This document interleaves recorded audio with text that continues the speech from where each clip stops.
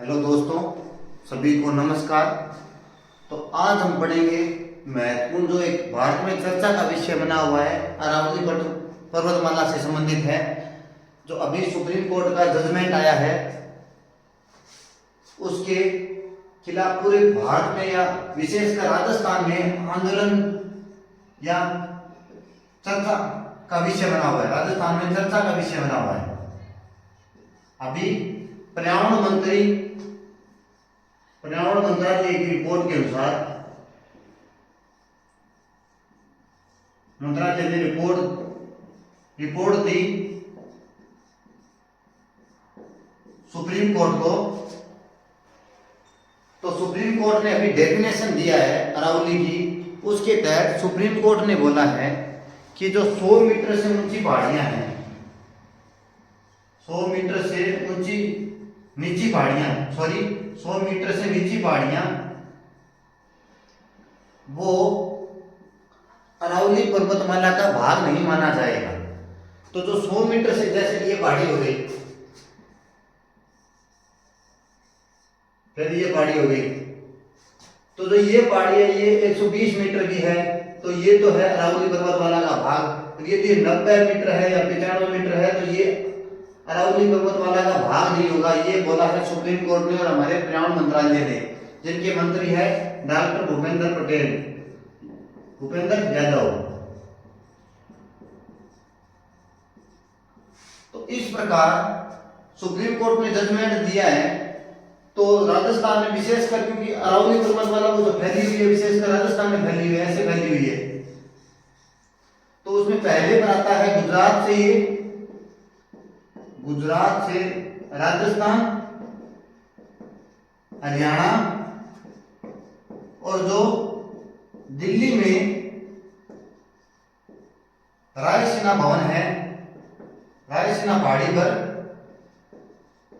राष्ट्रपति भवन है ना, राष्ट्रपति भवन वो इसी पहाड़ी पर बना हुआ है। तो अभी राजस्थान, इसका जो फुल लेंथ है वो 692 किलोमीटर है और उसमें 80% के लगभग राजस्थान में है। 550 किलोमीटर इसकी लंबाई।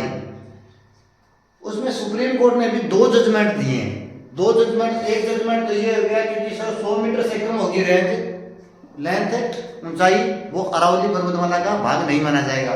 दूसरा बोला है कि एक पहाड़ी से, फर्स्ट ये हो गया, दूसरा ये बोला है कि एक पहाड़ी ऐसे हो गई और एक पहाड़ी ऐसे हो गई, इनके बीच का गैप 500 मीटर से ज्यादा नहीं होना चाहिए।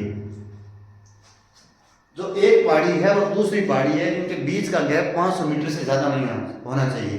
तो ये ज्यादा विवाद का विषय है नहीं, क्योंकि अरावली पर्वतमाला की जो पहाड़ियां हैं उनमें बहुत कम ऐसा देखने को मिलता है कि उनके अंदर 500 मीटर के बीच की दूरी हो, क्योंकि पहाड़ियां हैं वो पास है।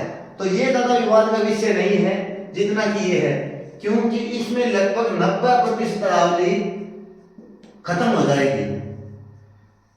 और ये ऐसा नहीं है कि अभी ये वर्तमान में खत्म हो जाएगी। ये ऐसा भी नहीं है कि आज जजमेंट आया है, उनका बयान आया है या उनकी रिपोर्ट आई है, तो ऐसा नहीं है कि आज ये अरावली पर्वतमाला समाप्त हो जाएगी, आज ही इसमें बहुत ज्यादा प्रभाव देखने को मिलेगा। नहीं, बहुत लंबी चौड़ी पर्वतमाला है, बहुत विश्व की सबसे पुरानी पर्वतमाला है, विश्व की सबसे पुरानी पर्वतमाला है, वलित पर्वतमाला है, पुरानी है, वलित है। जैसे हिमालय है तो हिमालय तो नया पर्वत श्रृंखला है, ये अरावली है, अरावली पर्वतमाला। ये धीरे धीरे वायु अपर्दन के कारण, जल अपर्दन के कारण इसमें कटाव भी आए हैं, ऐसा भी कारण है। तो इस कारण पुरानी पर्वतमाला है, उसमें विभिन्न प्रकार की जैव विविधता भी पाई जाती है, बायोडाइवर्सिटी विविधता भी पाई जाती है। तो इसका 90% खत्म हो जाएगा ये बोला है। ये हमें प्रतीत होता है, प्रतीत क्या होता है, लगभग 90% पहाड़ियां हैं वो 100 मीटर से नीचे है, तो ये खत्म हो जाएगी। पर ये वर्तमान में खत्म नहीं होगी, मैंने आपको बता दिया, क्योंकि उसमें भी टाइम लगेगा कि आज बयान आया है, आज रिपोर्ट आई है तो कल ये खत्म हो गई, ऐसे भी नहीं है। पर हमें ये सोचना तो हमें यह भी है कि हम आने वाली पीढ़ियों को देकर क्या जा रहे हैं, क्योंकि यदि ये जजमेंट आ गया सुप्रीम कोर्ट का तो सभी में डर समाप्त हो जाएगा। डर समाप्त हो गया अवैध खनन होगा, अनलीगल माइनिंग होगी, अवैध खनन होगा, अवैध खनन होगा। इतना सा जो खदान होता है उसको टेंडर दिया जाता है, तो वो इतनी ज्यादा खोदेगा जिससे ये खत्म होगी। तो जो आने वाली पीढ़ी है उनके अंदर अरावली पर्वत वाला बचे ही नहीं, जिस हिसाब से ये स्टेटमेंट आया है। तो हम ये उम्मीद करते हैं कि हमारा पर्यावरण मंत्रालय और हमारा सुप्रीम कोर्ट इस पर जरूर संज्ञान लेगा कि इसको बचाया जाए, इस बयान को और इसकी परिभाषा को बदला जाए। समय समय पर सुप्रीम कोर्ट अपने जो उसने डिसीजन दिए हैं उनका पुनर्निरीक्षण भी करता है, उनको बदलता भी है, ये भी है। तो वो उनके सामने यदि मामला दोबारा उठेगा तो वो इस जजमेंट को बदलेंगे। यदि अरावली पर्वतमाला का यही स्टेटमेंट रहा जैसे ऐसे है तो इसकी 90% पहाड़ियां समाप्त हो गई, तो यही जजमेंट रहा तो इससे ना उत्तर भारत में है ना एक तो धूल भरी आंधियों का प्रकोप बढ़ेगा, एक राजस्थान में भी क्या है कि जो बंगाल की खाड़ी से मानसून आता है वो प्रभावित होगा, और लगभग 80 से 90% नदियां हैं वो अरावली पर्वतमाला से निकलती है राजस्थान में। तो राजस्थान का कृषि भी प्रभावित होगी, जीव जंतु भी प्रभावित होंगे, बायोडाइवर्सिटी भी प्रभावित होगी, जैव विविधता भी प्रभावित होगी, और सब कुछ पर्यावरण पर विपरीत असर पड़ेगा।